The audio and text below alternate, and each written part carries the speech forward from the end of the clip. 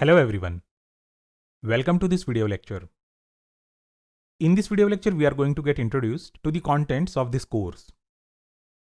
My name is Ashwin Pazankar and I am the instructor for this course.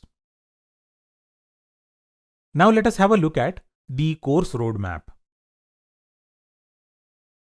So these are all the sections of the course that we are going to get into. So the very first section addresses the issue of setting up your system. So you might be using a Windows or a Linux computer. So in the very first section, I am going to explain how to set up your computer for Python development. The second section is a bit more hands-on section, and it is in this section we are going to get into programming of Python. So we are going to get started with very light topics, very easy to program topics. The topics are data structures and computer graphics. So I have deliberately included computer graphics into this section so that students will find it very interesting. So we are going to have a look at regular data structures in Python. We are going to understand how to write your own data structures, custom data structures with Python programming language. In the third section, we are going to get started with scientific computing, and we are specifically going to get started with numerical computing and data visualization. The fourth section is going to have SciPy.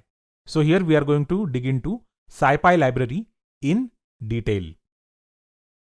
The fifth section deals with audio, image and video processing. And in this section, we are going to use SciPy library for audio processing, Matplotlib for data visualization, and OpenCV for image and video processing.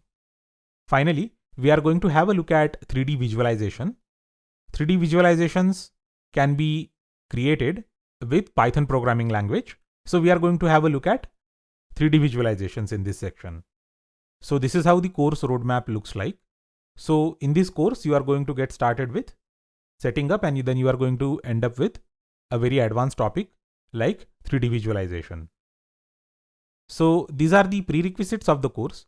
You need to have basic computer programming skills. You should have programmed into any programming language. It could be C, C++, Java, Python.